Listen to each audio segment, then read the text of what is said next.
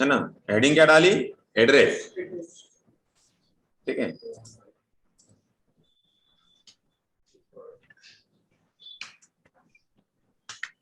ये वाला एड्रेस, ठीक है।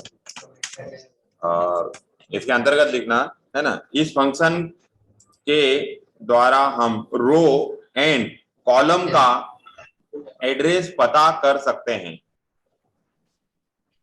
एड्रेस पता कर सकते हैं। वह साथ ही किसी दूसरी सीट के सेल का भी पता कर सकते हैं, सेल का भी पता कर सकते हैं।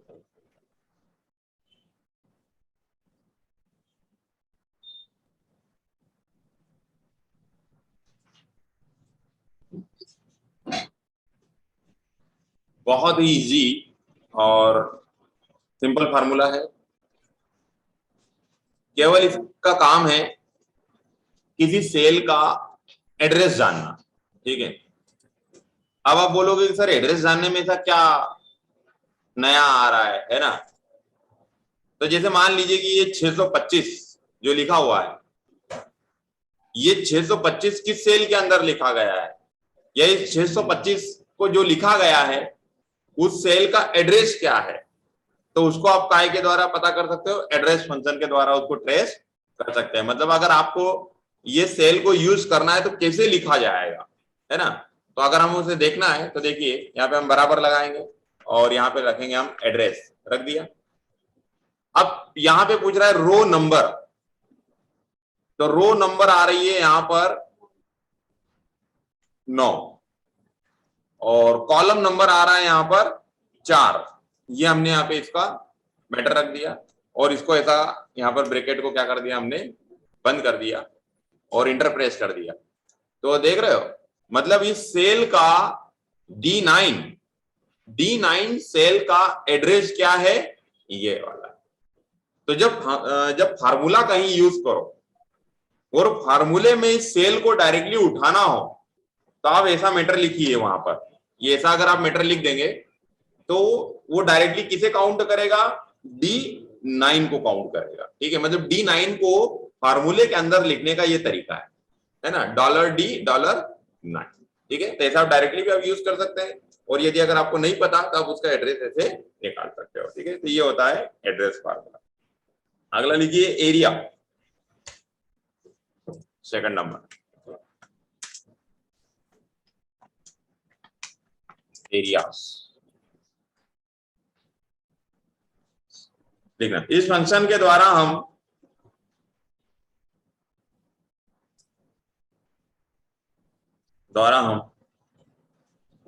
किसी भी अलग अलग सिलेक्ट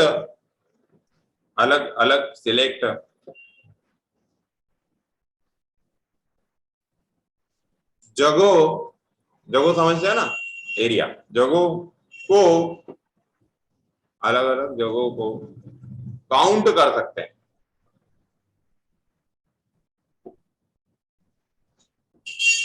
काउंट कर सकते हैं।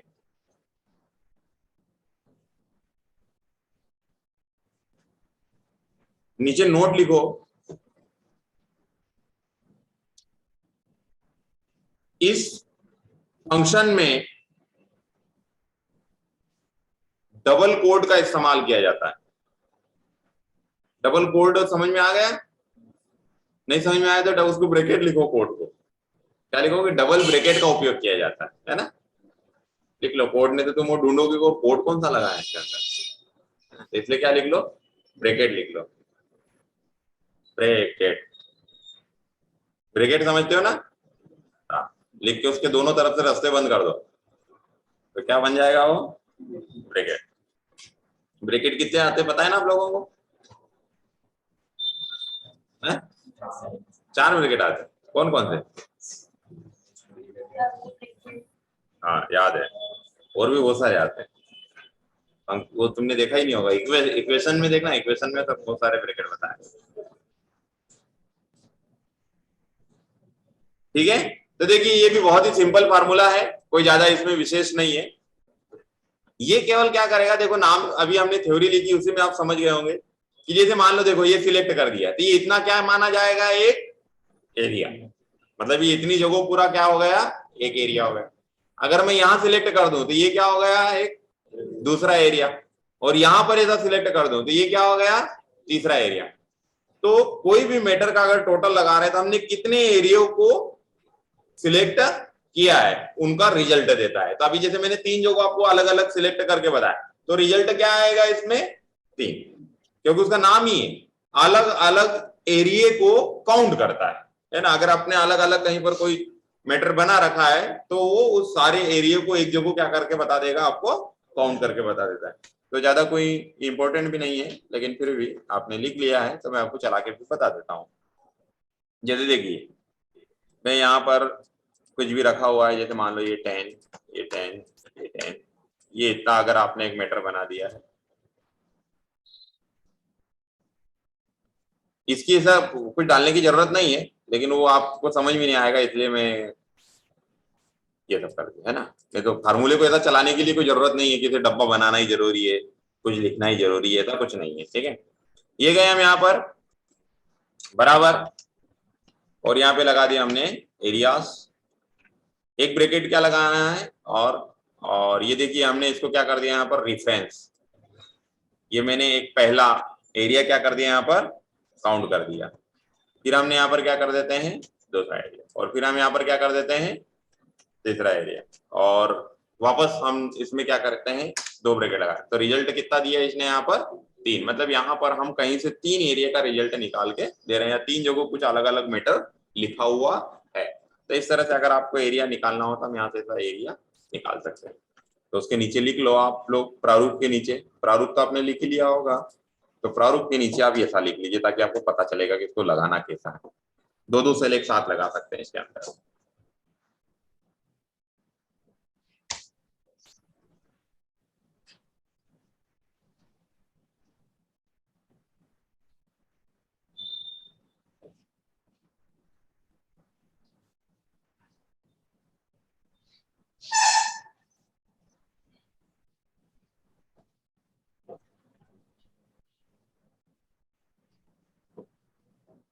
हो गया,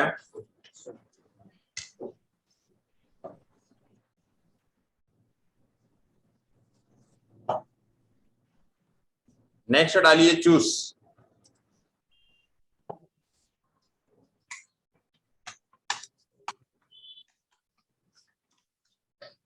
का मतलब होता है चुनना, है ना, तो सिलेक्ट करना।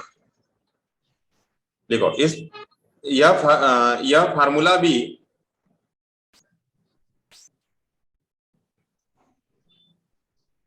इफ जैसा होता है,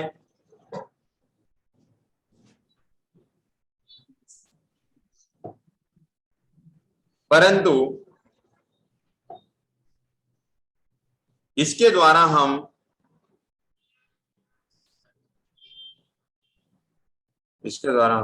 किसी भी पार्टिकुलर वैल्यू को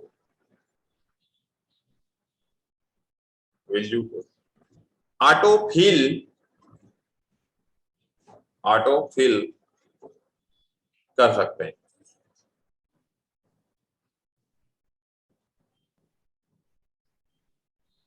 ठीक है, तो नाम से समझ में आ रहा होगा कि यहाँ पर चॉइस वाली बात हो रही है। चूज मतलब चुनना होता है, चॉइस दे दिया। ठीक है, अगर आपको बहुत सारी चीजों की वेरिएशन दे दी जाए, है ना, वेरिएशन समझ रहे हो ना, मतलब बहुत सारी चीजें हैं, तो उन बहुत सारी चीजों में से क्या होता है, चुनना होता है कोई चीज। ठीक है, तो इनमें क्या होता है बहुत सारी जगहों कि जैसे कुछ कोडिंग दिए जाते हैं कि अगर हम जैसे मान लो कोई कोड लिख दें तो उस कोड से उस प्रोडक्ट को फार्मूला क्या करे, ऑटोमेटिक वहां पर उठा ले। ठीक है, तो इसी जगहों पे हम लगा सकते हैं। मान लीजिए कि जैसे अगर आप लोग कोई कंपनी में काम कर रहे हैं तो कंपनी में जैसे बेच नंबर चलते हैं, अलग अलग प्रोडक्ट के अलग अलग क्या चलते हैं, बेच नंबर चलते हैं। तो हमने किसी बेच नंबर से कोई प्रोडक्ट को उठाना है, तो बेच नंबर 1 उसमें कौन सा प्रोडक्ट है, बेच नंबर 4 है तो उसमें कौन सा प्रोडक्ट है, तो उस प्रोडक्ट का नाम डालने की हमको जरूरत ना पड़े। और जैसे ही मैं 4 डाल दूं तो उस बेच नंबर में जितने प्रोडक्ट हैं वो सब सारे ऑटोमेटिक क्या हो जाए, फिल हो जाए। तो इसी जगहों पे आप लगा सकते हैं। किसी की कोई पोस्टिंग करना है ना, कि जैसे मान लो कोई इंप्लॉय है, 3 कलेक्टर है या 10 कलेक्टर है, 10 कलेक्टर को 10 जिले में भेजना है। अब हाँ, तो 10 जिलों में अगर आपको उनको भेजना है तो हम वहां पे जिले का नाम ना डालें, और जिले का नाम ना डालते हुए हम वहां पर जिले का कोड डाल दें। तो जिले का कोड जैसे ही डाले तो वहां पर उसको क्या हो जाए, वो व्यक्ति वहां पर उसकी पोस्टिंग के सामने उसका शहर ऑटोमेटिक आ जाए। तो ऐसे आप इसके लिए चूज फार्मूले का इस्तेमाल कर सकते हो। तो ये तो एक मैं ऐसे एग्जांपल के रूप में आप लोगों को बता रहा हूँ, आप कोई भी तरीका यूज कर सकते हो, किसी भी फील्ड में जाओ आप तो वहां पर इसका इस्तेमाल कर सकते हो। इसको चलाया कैसे जाता है वो मैं बता देता हूँ, बाकी आपको जब जरूरत लगे वैसा आप इसका इस्तेमाल कर सकते हैं। तो देखिए हम यहाँ पर इसके लिए कुछ बनाते हैं मैटर।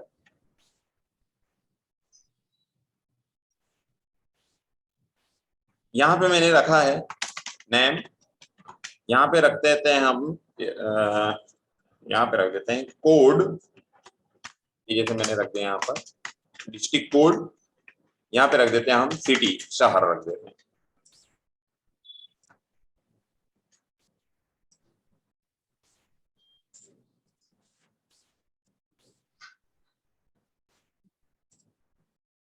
ये हमने यहाँ पे रख दिया कुछ मैटर। यहाँ पे हम रख देते हैं गोलू।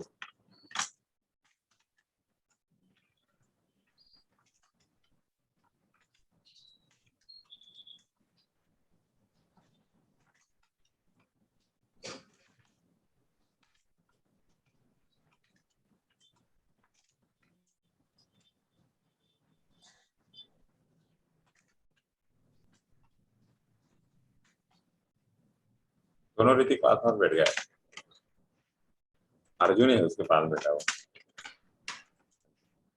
हो गए 10 ना, ठीक है। ये हमने देखिए, ये हमने यहाँ पर एक एम्प्लॉय की लिस्ट टाइप कर दी है, ठीक है ना। ये 10 कलेक्टर है ना, एक ही कलेक्टर नहीं, 10 जिलों में भेजूंगा एक कलेक्टर, 10 को एक ही जगह को नहीं भेजूंगा। ये हमने ऐसा मैटर बना दिया। इनके लिए एक रेफरेंस सोर्स डाटा बनाया जाता है अलग से, कि जैसे कहीं पर आपने एक सोर्स डाटा बना रखा है, उसे आप कहीं अदर जगह भी यूज कर सकते हैं। तो मैं यहाँ टाइप कर देता हूँ, ये यहाँ पे टाइप कर रहा हूँ, ठीक है। ऐसा आपके सामने यहाँ टाइप कर रहा हूँ ताकि यहाँ पे लेना आसान हो जाएगा। इसे कहीं, ये जो मैं यहाँ डेटा टाइप करूंगा ये कहीं भी हो सकता है, कितना भी दूर हो सकता है ना, किसी भी पेज के ऊपर हो सकता है, उससे कोई लेना देना नहीं है। तो ये जैसे देखिए यहाँ पर हमने रखा, और ये मैंने जैसे डाल दिया 1 2 3 4 है ना, ये मैंने डाल दिया ऐसे। तो ये जैसे आप यहाँ से ऐसे 10 शहर, तो जैसे खरगोन, ये हमने डाल दिया, खरगोन का डिस्ट्रिक्ट कोड है हमारा 10, जिसका ये किसका है, इंदौर का है, ये झाबुआ का है, अब मेरे को याद नहीं है, खंडवा का 12 है, भोपाल का 4, भोपाल का है 4, हो सकता है भोपाल का भी हो सकता है। हाँ, यहाँ झाबुआ का 43 है, 43 बराबर है। ये हो गया। चलो अब मैं डाल देते अपन, है ना, देवास, ये डाल दिया देवास। देवास के बाद में डाल देते हैं रतलाम, ठीक है। रतलाम के बाद में डाल देते हैं सीहोर, ठीक है। सीहोर के बाद में डाल देते हैं बड़वानी, ठीक है, खंडवा,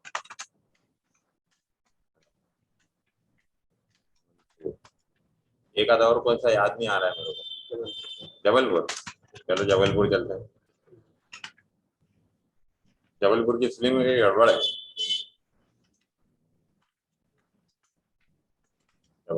ठीक है। तो देखिए ये हमने क्या कर दिए थे, ये अलग अलग शहर टाइप कर दिए, ये जिले हैं हमारे, और ये इनके क्या है, डिस्ट्रिक्ट के कोड हैं, ठीक है।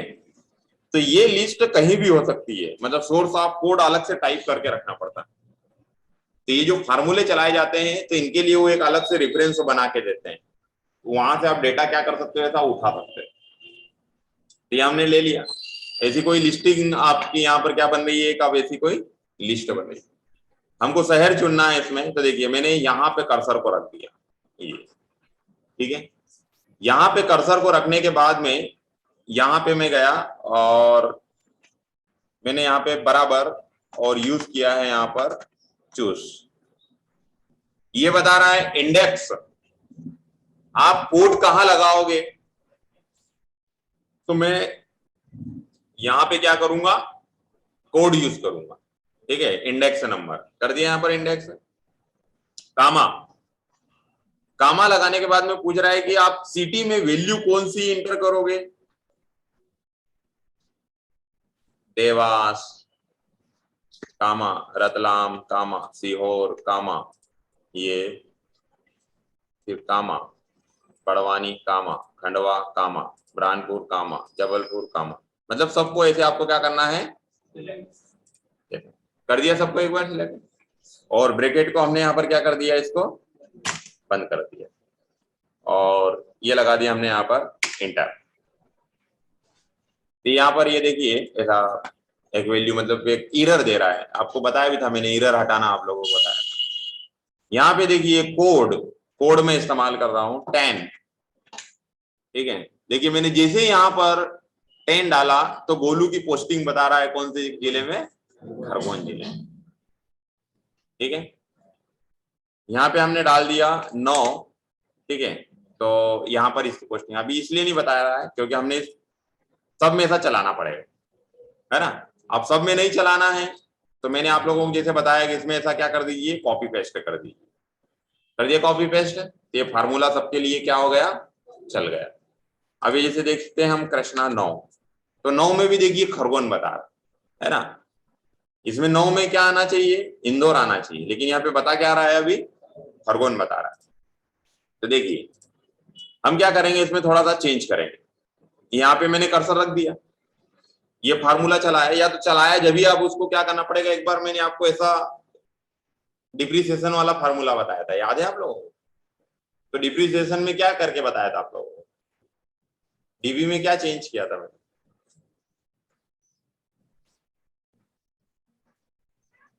तब वो रावण के पास में भूल के आ गए देखने गए।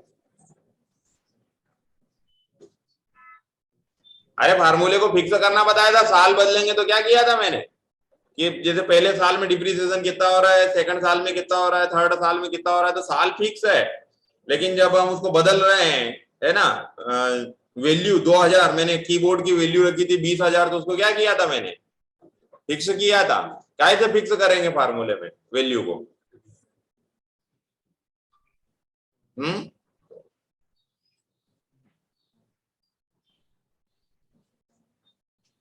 वैल्यू को फिक्स कैसे किया जाता है,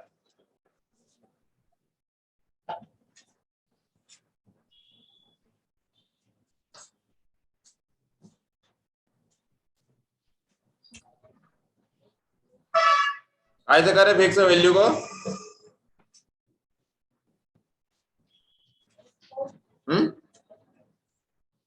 F4 से, तो कॉपियों में लिख लेते हो तो याद भी रखा करो, क्या बताया था मैंने। तो ये शहर, जैसे अभी ये कृष्णा का यहाँ 9 डाल रहा हूं तो खरगोन ही दे रहा है, तो उस वैल्यू को मुझे क्या करना पड़ेगा, वो वैल्यू वेरिएबल हो रही है, चेंजिंग जा रही है वो, तो उसे मुझे राउंड अप देना है, फिक्स करना है। ये सब सारे शहरों को मुझे क्या करना पड़ेगा, फिक्स करना पड़ेगा। तो ये मैंने यहाँ पे रख दिया F10। अब क्या करूं मैं इसको फिक्स करने के लिए, F4, ये तो सारे शहर मुझे क्या करना पड़ेगा, वैसे ये सब के ऊपर मैंने कर्सर रख के क्या कर दिया, इनको शहरों को फिक्स कर दिया, सारे शहरों। अभी हमने ये लेने के बाद में हमने चला दिया इसको, और ये यहाँ पे हम इसको ऐसा खींच देते हैं, ये अब हम यहाँ पे डालते हैं ये 9, देखिए अब इसने बिल्कुल अब सटीक पकड़ लेगा उसको।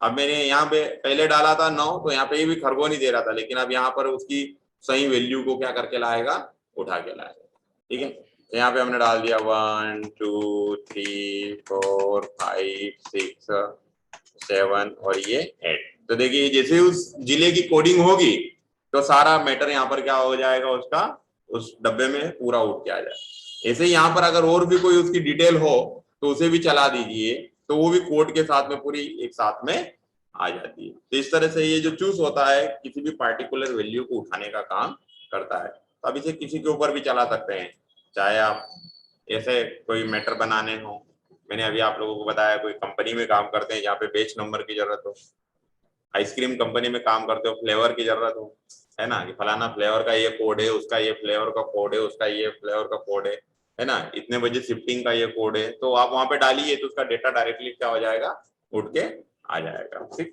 तो ये कहलाता है आपका चूज फार्मूला। ठीक है, अगला डालिए, लिख लो इसको।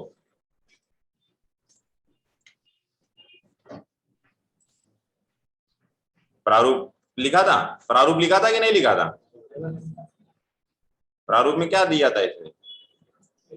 हाँ, बराबर लिखो, बराबर चूज ब्रैकेट इंडेक्स वैल्यू कामा और फिर वैल्यू 1 कामा वैल्यू 2 और फिर ऐसा डेड डेज लगा लेना, है ना। तो फिर वो डेड डेज का मतलब आगे आप कंटिन्यू बढ़ा सकते हो उसको।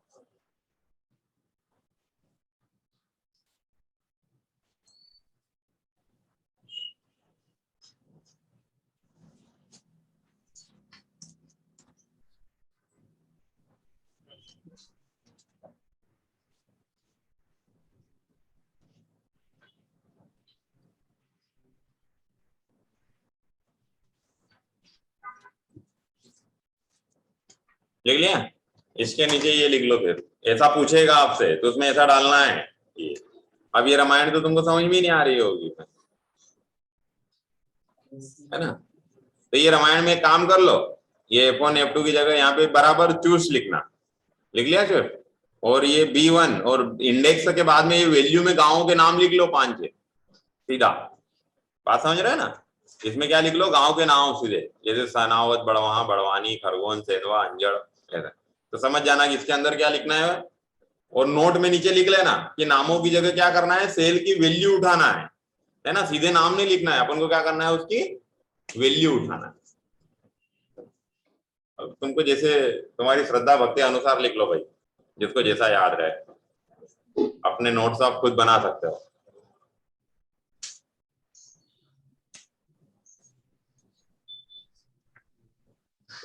नहीं तो अभी दीपावली की और छुट्टियां पड़ने वाली, जब तक और भूल जाओगे। चलाते ही नहीं तुम लोग, पुराने फार्मूलों का टेस्ट लूंगा मैं सबका, कॉपी में भी, और वहां चलवाऊंगा भी सबसे मैं, यहाँ खड़े रह के स्क्रीन के ऊपर सबके सामने।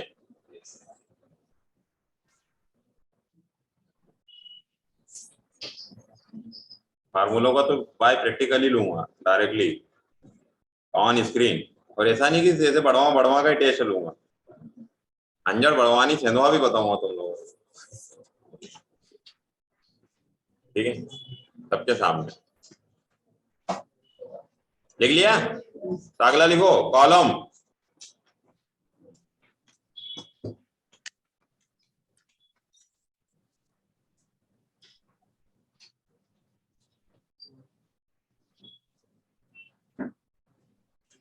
लिखा, कॉलम। ठीक है, इस फंक्शन के द्वारा हम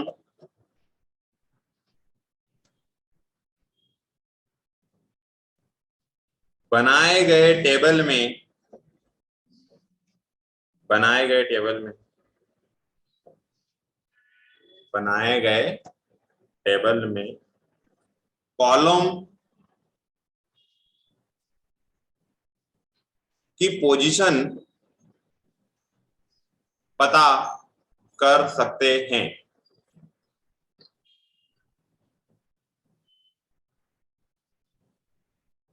ठीक है ना, आ गया समझ में?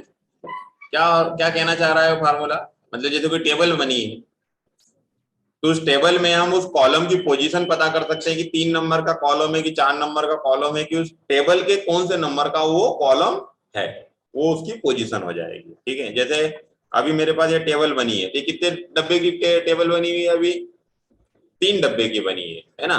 तो बहुत बड़ी टेबल भी आप ले सकते हैं, ऐसा नहीं है कि इतनी छोटी ले। ये यहाँ पर जाऊंगा मैं बराबर, और यहाँ पे हम लगाते हैं कॉलम। ये लगा दिया मैंने यहाँ पर कॉलम। ये पूछेगा आपसे क्या? Reference number. तो ये टेबल में हम यहाँ पे क्लिक कर देते हैं, कर दिया क्लिक हमने यहाँ पे, और ये ब्रैकेट लगा देते हैं, इंटर। तो यहाँ पे रिजल्ट क्या दिया उसने? 3। मतलब मैंने जहां क्लिक किया था वो टेबल में कौन से नंबर की पोजीशन आ रही है वहां पर, उस कॉलम की 3 नंबर की। तो ये एक होता है आपका कॉलम। ठीक है, अगला डालिए कॉलम्स। प्रारूप में लिख लो बराबर कॉलम ब्रैकेट, और ब्रैकेट में लिखना रेफरेंस।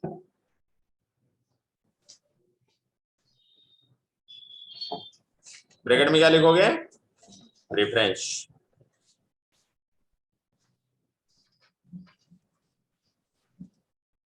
अगला क्या लिखोगे? कॉलम्स।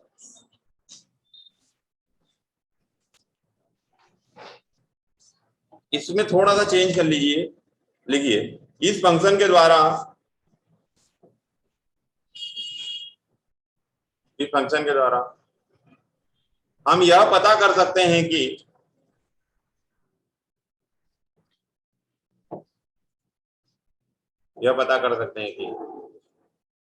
सीट या टेबल में, सीट या टेबल में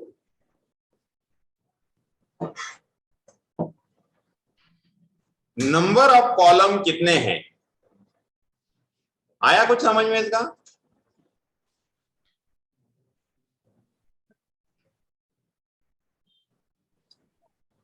आया ना?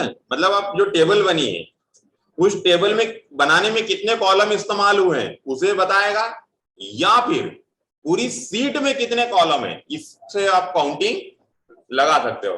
तो मैंने आप लोगों को पहले जब थ्योरी लिखवाई थी तब बताया था कितने कॉलम है इसके अंदर सीट में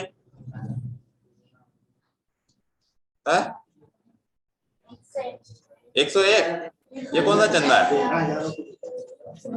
13,000, 16,384। तो ये तो याद है हमको, अभी अभी मैंने लिखवाया है, ताजा ताजा है। तो जब भूल जाओगे तो फिर कैसे? आप गिन तो सकते नहीं, 16,000 गिनने में काफी समय लगेगा। सीधा हम फार्मूले से गिन लेंगे। तो देखिए ये गए हम यहाँ पर, ये मैंने लगाया यहाँ पर बराबर, और यहाँ पे लिख दिया कॉलम्स, ये लगा दिया।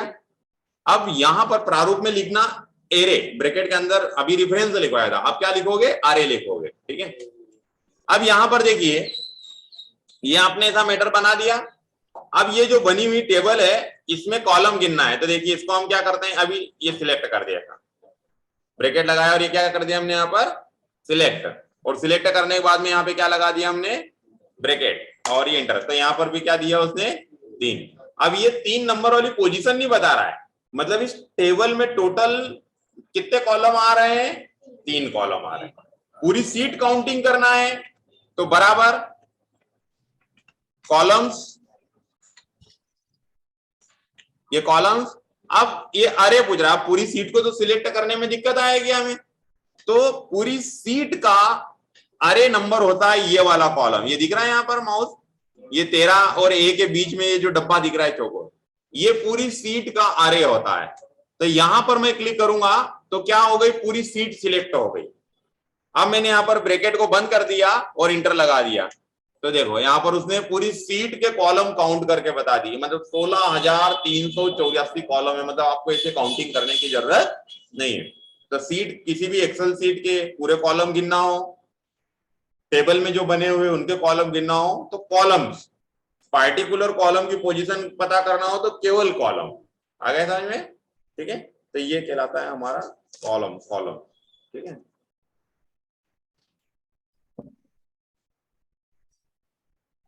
अगली हेडिंग डालिए फार्मूला टेक्स्ट।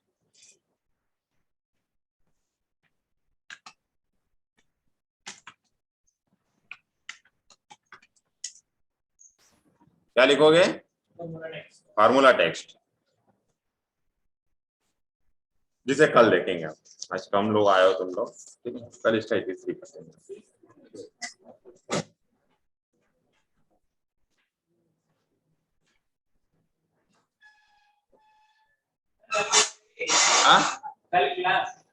कल तो छुट्टी है ना? हाँ?